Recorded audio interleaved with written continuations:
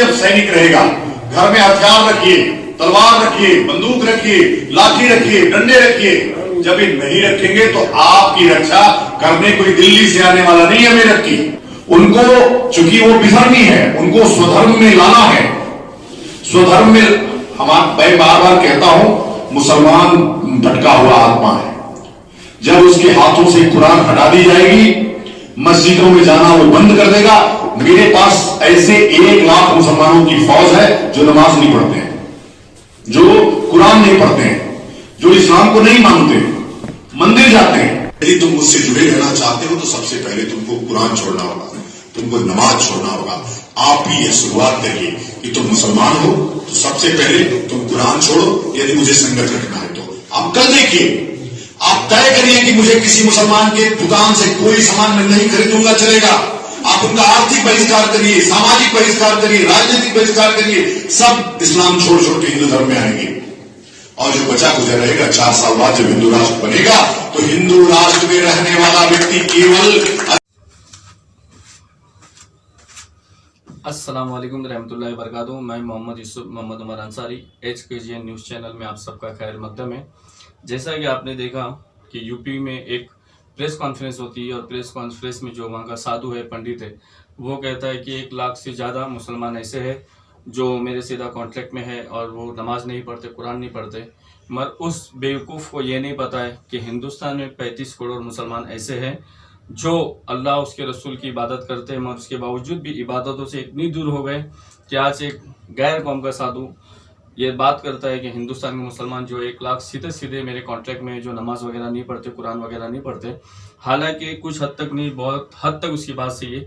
1 लाख नहीं, अगर 35 करोड़ मुसलमानों का अगर जायज़ा लिया जाए तो 35 करोड़ मुसलमान में मैं आपको पूरी जिम्मेदारी के साथ, गारंटी के साथ बता रहा हूँ कि 1 करोड़ भी मुसलमान ऐसे नहीं होंगे जो 5 टाइम की नमाज पढ़ते रहेंगे।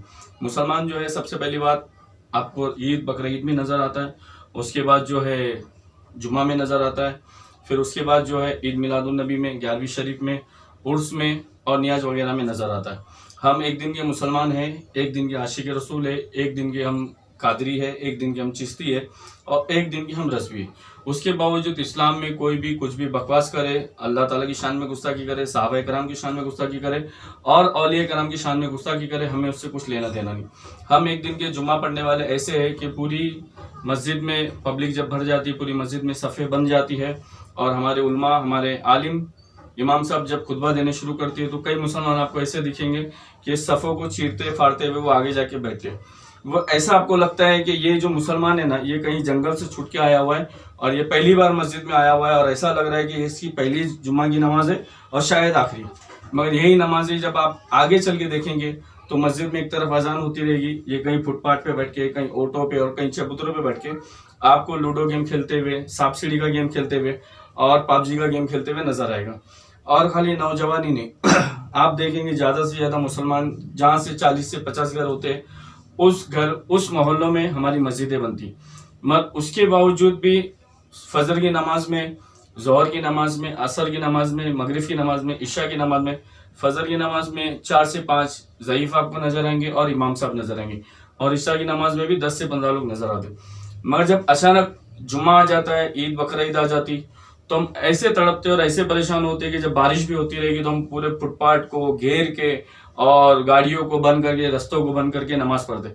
मैं ऐसा नहीं बोल रहा हूँ कि नमाज नहीं पढ़ना चाहिए, नमाज पढ़ना चाहिए, बल्कि नमाज तो 5 टाइम भी पढ़ना चाहिए। हम कोई वर्कर जो है सुबह 5 बजे ड्यूटी पे आता है, कोई 9 बजे आता है, कोई 8 बजे आता है।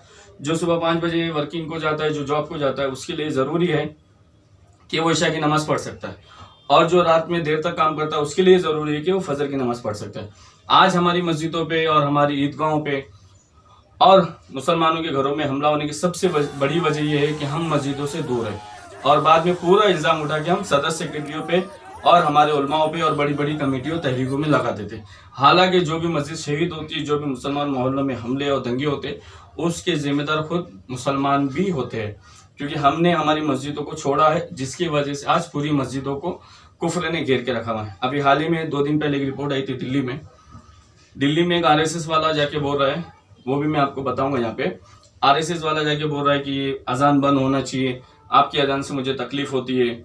और आप गौर फिक्र करने की बात है कि जहां भी हमले हो रहे वो अक्सरियत सुन्नी मस्जिद, सुन्नी मोहल्ला, क्योंकि इससे पहले मध्य प्रदेश में जो हमला हुआ, जैसा कि आप देख रहे, झंडा निकालते हुए और ये हमला करते हुए और ईदगाह की दीवार तोड़ते हुए, तो मैं आपको एक ग्राउंड लेवल की न्यूज, इसके लिए इसका नाम रखा गया कि आपको जमीनी बात बता रहा हूँ। क्या आपने 5 से 7 साल के अंदर कभी आपने ऐसा नहीं देखा रहेगा कि किसी शियाओं के इमाम बाड़ों पे हमला हुआ हो, किसी और फिरके के मस्जिदों पे और मदरसों पे हमला हुआ हो। आप जब भी देखोगे तो सुन्नी मज़ारों पे और दरगाहों पे हमला हुआ।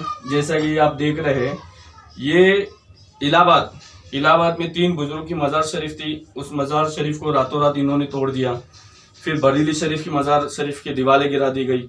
और मध्य प्रदेश में जहाँ झंडे लगे हुए थे, झंडे जो सुन्नी को शकीदा मुसलमान ही लगाता है, बाकी दूसरा फिरका तो लगाता नहीं है और न शिया लगाता है। ये झंडे तोड़ने का अहम मकसद ये है कि आपको पता चलना चाहिए ये सुन्नी मोहल्ला था। बात करते हैं दूसरी बात यह है कि आखिर क्यों ऐसा हो रहा है और हमारे नौजवान कहाँ सोए हुए। ऐसा नहीं है कि 35 करोड़ मुसलमान सोए हुए। आपको देखेंगे 35 के 35 करोड़ मुसलमान जुम्मा के दिन दिखेंगे, ईद बकरीद ईद में दिखेंगे, उसके बाद ये आपको नहीं दिखेंगे। ये अचानक से गायब हो जाते हैं और फिर कुछ हमला होता है, कहीं मुसीबतें आती है तो ये फौरन भाग के जाते हैं कि अरे हमारा ये मसला हल हो गया, हो रहा, हमारा ये मसला नहीं हल हो रहा, हमें ये परेशानियों का सामना करना पड़ रहा है। सुनो, अगर तुम अल्लाह के घर को छोड़ोगे, तुम अल्लाह के घर से दूर रहोगे, तो तुम्हारा घर भी कभी आबाद नहीं हो सकता। आज पूरे हिंदुस्तान में आपने देखे होंगे 5 से 7 साल के अंदर कहीं अल्लाह ताला का नाम किसी कपड़े पे लिख दिया जा रहा है, जैसा कि मैं आपको ये बता रहा हूँ, कपड़े पे अल्लाह ताला का नाम लिखा हुआ है। कहीं हुजूर अलैहिस्सलातु वस्सलाम का नाम हदीस पे लिख दिया जा रहा है। एक हदीस उठ के हजरत ख्वाजा गरीब नवाज रज़ियल्लाहु ताला की शान में गुस्ताखी करता है, जैसा ये पंडित कर रहा है। उसके बावजूद भी हमारे पास बिल्कुल टाइम नहीं। क्यों? क्योंकि हम एक दिन के मुसलमान है, एक दिन के हम आशिक रसूल है, एक दिन के हम कादरी है, एक दिन के हम चिश्ती है, एक दिन के हम रज़वी। हाँ, गर्ज अगर हमारे पीर के खिलाफ या हमारे नेता के खिलाफ या हमारे किसी भी चाहने वाले के खिलाफ अगर हो जाए कुछ, तो हम पूरे हिंदुस्तान को हिलाने की ताकत रखते हैं।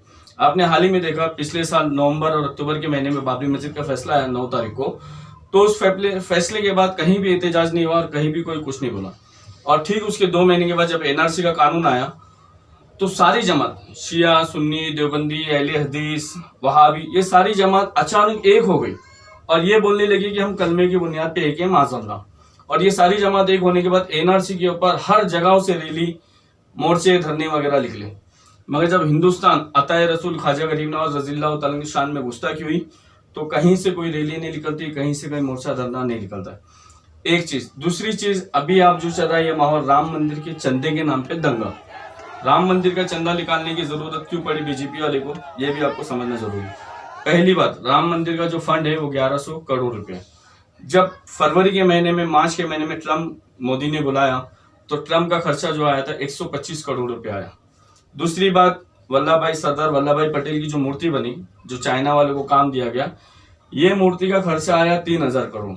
जब बीजेपी सरकार के पास किसी नेता की खर्चे करने के लिए 125 करोड़ है और सरदार वल्लभ भाई पटेल की ये जो मूर्ति बनी हुई है, मूर्ति बनाने के लिए 3000 करोड़ है, तो क्या इनके पास राम मंदिर बनाने के 1100 करोड़ नहीं है?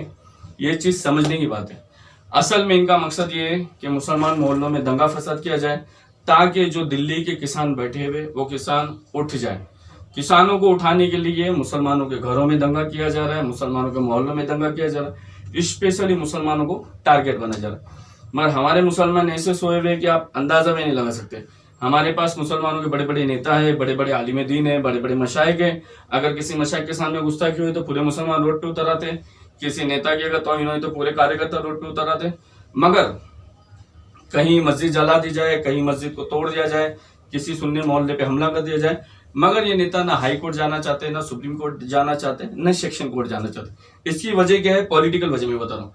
सबसे पहली बात इसकी वजह एक ये है कि ये जितने मुसलमानों के घर जलेंगे, जितने मुसलमानों की मस्जिदें टूटेगी, इससे पॉलिटिकल हिंदू को भी फायदा होगा, मुसलमानों को भी फायदा होगा।